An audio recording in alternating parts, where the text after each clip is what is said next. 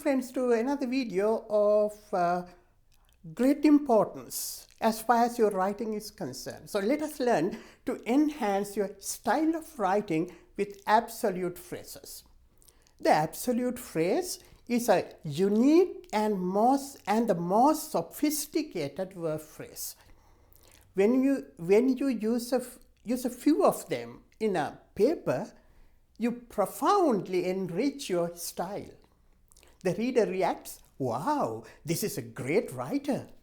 This person knows complex phrases." So let us learn. This is how you identify and make an absolute phrase. 1. It has a subject. Without a subject, which means a noun or a pronoun, you cannot make an absolute phrase. It should have a subject. She, he, the notebook, my parents, the team should be a noun or a pronoun. 2. It does not have a complete verb. The linking verb is missing. But to make this discussion clear, first let us see the sentences, or we call clauses, with complete verbs, and then we are going to change them into absolute phrases. See these sentences. The sun is shining brightly. That's present progressive or present continuous tense. My head was aching. The past progressive tense. The workshop is over. It's present tense, so we call it present complement. Subject, verb, adjective. Over is an adjective in this sentence. The rain has stopped. Present perfect. Their target is beyond reach. The subject is the target. Is the verb.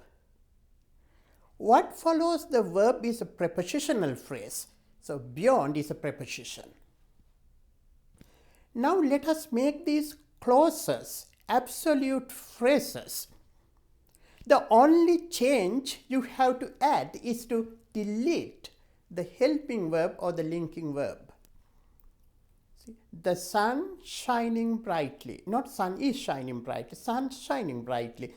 My head aching, not my head was aching. The workshop being over. The rain having stopped. Their target being beyond reach. See, the subject is there. The sun, my head, the workshop, the rain, the target. It's a subject. It must have it. It should not be dropped. Otherwise, it's not an absolute phrase. The helping and the linking verbs have been dropped. And you can retain the present participle. The sun shining, my head aching, workshop being over, the rain having stopped, the target being beyond reach. You can even drop being and having.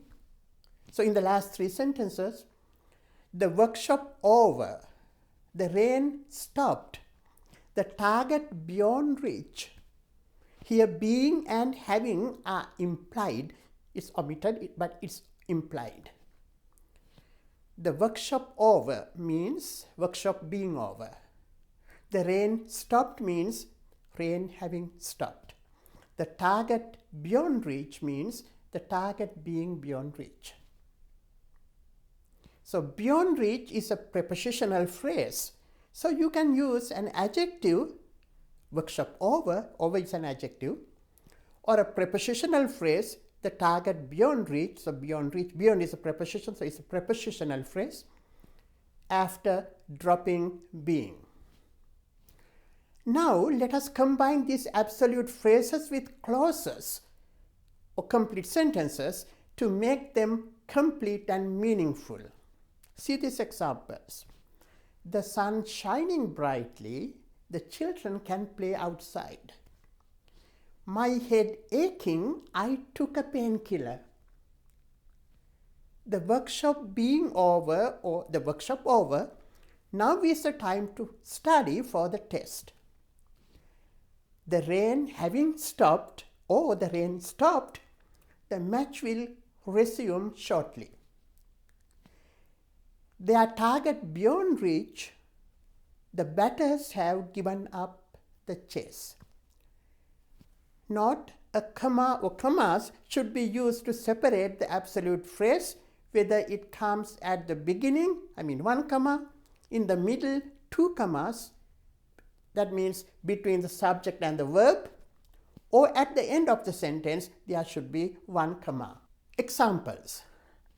Their target beyond reach, the batters have given up the chase. At the beginning, the batters, their target beyond reach, have given up the chase. See the two commas. The batters have given up the chase, comma, their target beyond reach. So note that an absolute phrase between the subject and the verb is not always appropriate, but at the beginning, at the end, it's always appropriate, particularly when the subject is a pronoun like I, we. In the middle, it's not suitable. See this example. I, comma, my head aching, took a painkiller. This is grammatically correct, but the placement of the absolute phrase is not the best. There are different ways of conveying ideas, and the use of an absolute phrase is one of the best. See these examples. I took a painkiller because my head was aching. Because my head was aching. Here you see a dependent and an independent clause, a complex sentence. Independent clause came first and dependent clause followed. No comma there. So you don't put a comma because a dependent clause comes at the end. See this sentence. My head was aching, comma, so I took a painkiller. Here are two independent clauses, a compound sentence, so you use a comma. Next sentence, my head was aching, semicolon, therefore, comma, I took a painkiller. This sentence has the same meaning as the previous sentence. It's again a compound sentence combined with a conjunctive adverb. See the semicolon and the comma, that's a must. See this sentence now, my head aching, I took a painkiller. So now with an absolute phrase. So this is a simple sentence. My head aching is a phrase. The best sentence is that.